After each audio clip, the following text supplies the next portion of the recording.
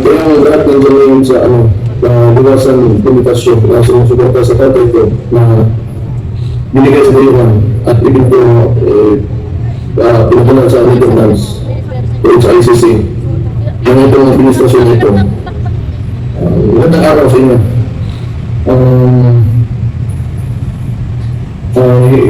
Mahirap yung sitwasyon namin ngayon. Gusto ko sana na nandyan ako.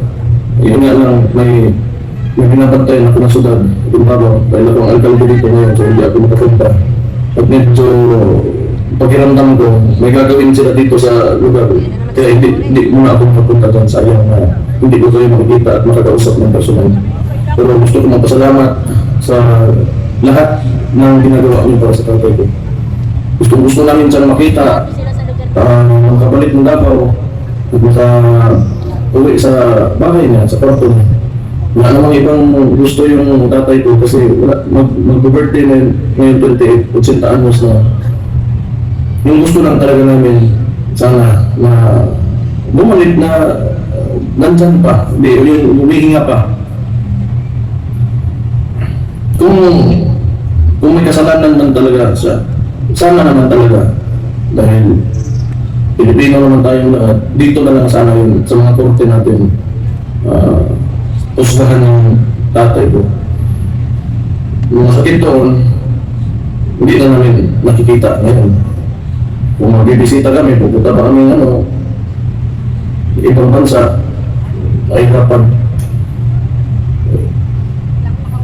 So, gusto ko lang sabihin talaga, nakita ko lang, simula nung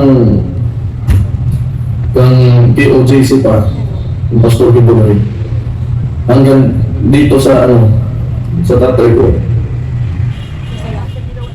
Abusado talaga.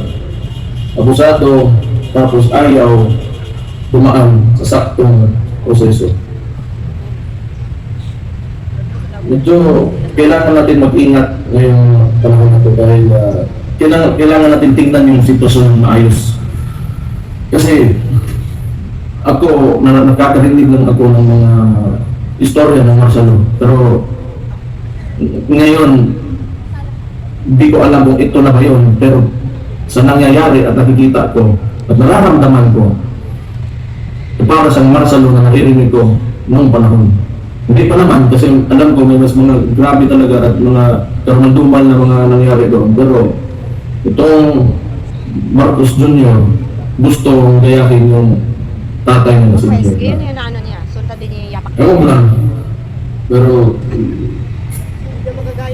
gusto ko lang na tingnan nyo ng maayos yung sitwasyon at mag-ingat kayo sa iba kumilos yung liderato ngayon. Yung mga pulis, nakuutusan, wala magawa. Siyempre, kapako na nila. Wala naman talaga dyan sa mga maliliit na randong andyan naman talaga kung sino yung nagpapatakbo. So, mag-ingat kayo dyan. Again, gusto ko lang pasalamat kasi wala talaga akong, hindi ko alam talaga ano sabihin ko sa inyo kasi apektado talaga ako ngayon, yung pamilya namin sa nangyari. Yung gusto lang namin makita yung former President Digong. So, malaking bagay, lahat ng ginagawa niyo, sinasabi niyo, sinusulat niyo, lahat na suporta na pinapakita niyo. Malaking bagay yun sa amin. Kaya salamat sa inyo. Yun lang. Mabuhay kayo na.